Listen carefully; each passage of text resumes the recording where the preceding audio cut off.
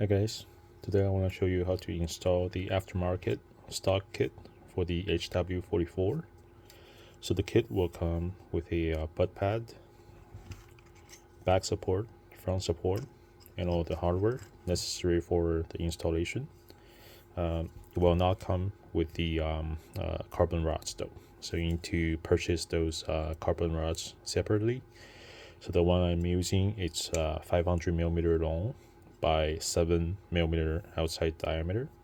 So you can get those in hobby stores or online for under 10 or 15 bucks. Okay. So we'll start by removing the pin at the back here. You need a punch and a little hammer.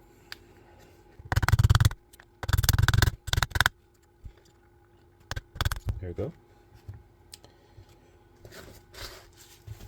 And you can install the back support. So that's the orientation it should go in. Just line up the holes, and instead of the short pin, just install the longer aftermarket pin. So it's going to provide support to the back support here. Same thing, just make sure the holes are lined up and hammer it in.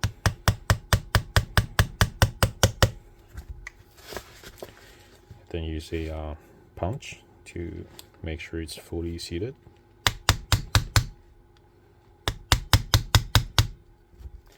Look at the other side.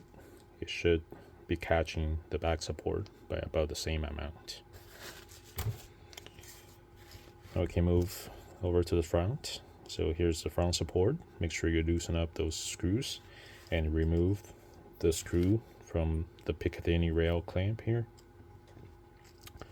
So you need to remove the dust plug to slide the front support in.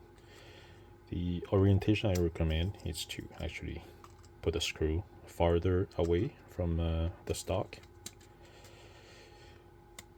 And you can adjust the length of pull by adjusting where this support is installed. I'm just gonna go with the second from the front.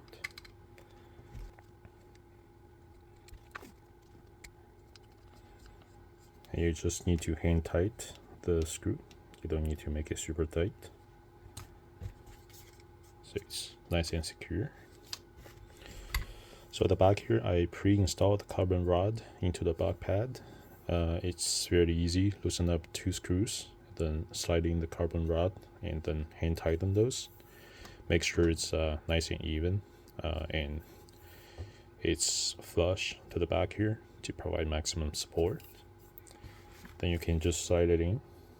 First go through the back support. And just keep going until go reach the front support.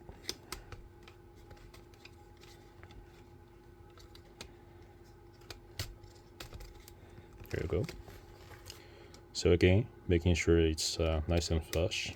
You can actually make the carbon rod protrude a little bit to decrease the length of pull, but for me, when it's flush, it works perfect.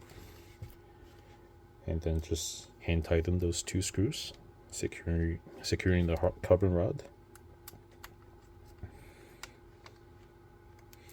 Then you're done.